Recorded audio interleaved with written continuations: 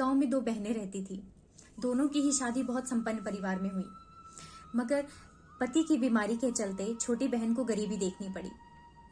एक दिन छोटी बहन को पता चलता है कि उसकी बड़ी बहन जागरण करवा रही है, तो वो अपने पति को वहां चलने के लिए कहती है। उसका पति उसे समझाता है कि देखो, हमें आमंत्रित नहीं किया गया है।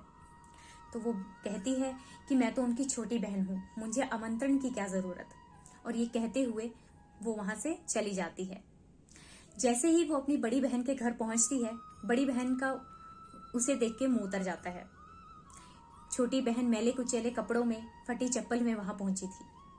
तो बड़ी बहन उसे अपने साथ गौशाला की तरफ ले जाते हुए कहती है कि देखो, तुम वहां ना आना, वहां पे बहुत बड़े बड़े व्यापारी आ रखे हैं, उनके परिवार आए हुए हैं।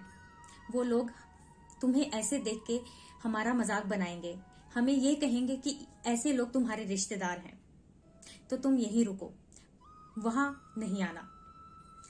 छोटी बहन चुप हो जाती है और अपने पति की कही हुई बात पे ध्यान देती है।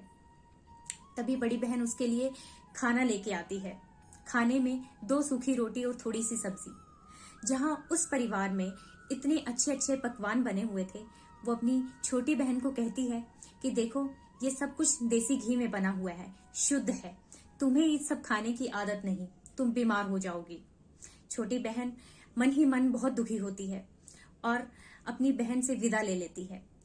वहीं पे वो उस रोटी को क्या कहती है, गाड़ देती है। टाइम बीतता है और छोटी बहन का पति भी ठीक हो जाता है और वो अपने व्यापार को बहुत अच्छे से आगे बढ़ाता है, एक संपन्न व्यापारी बन जाता है। तभी बड़ी बहन के यहाँ फिर से एक फंक्शन निकलता है, जिसमें वो अपनी छोटी बहन को बहुत ही सादर पूर्वक बुलाती है। छोटी बहन बहुत ही सुंदर साड़ी और कुछ गहने पहन के वहां जाती है, तो उसकी बहन उसे अंदर आमंत्रित करती है, सब लोगों से मिलवाती है और कहती है कि आओ, इतने अच्छे पकवान बने हैं, आओ तुम भी खाना खाओ। तो छोटी बहन कहती है कि नहीं बहन, मुझे तो गौशाला में ही बैठना है और वहीं पे जो मैं रोटी गाड़ के गई थी, मुझे वही खानी है। बड़ी बहन कहती है कि ऐसा क्यों? तो छोटी बहन कहती है कि आपका प्यार मुझसे तो है नहीं, आपका प्यार तो सिर्फ मेरे कपड़ों और गहनों से था, इसीलिए आपने उस वक्त मेरी हालत देखते हुए मुझे अपने घर में आने नहीं दिया। तो आज क्यों?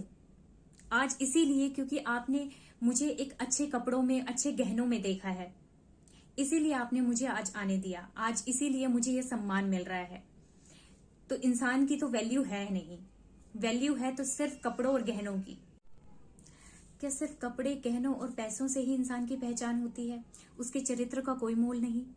सोचने वाली बात है। आज भी हम इसी सोच में रहते हैं, किसी के भी कपड़ों को देख के उसे जज करते हैं। ऐसा क्यों? आपको नहीं लगता कि ये गलत है?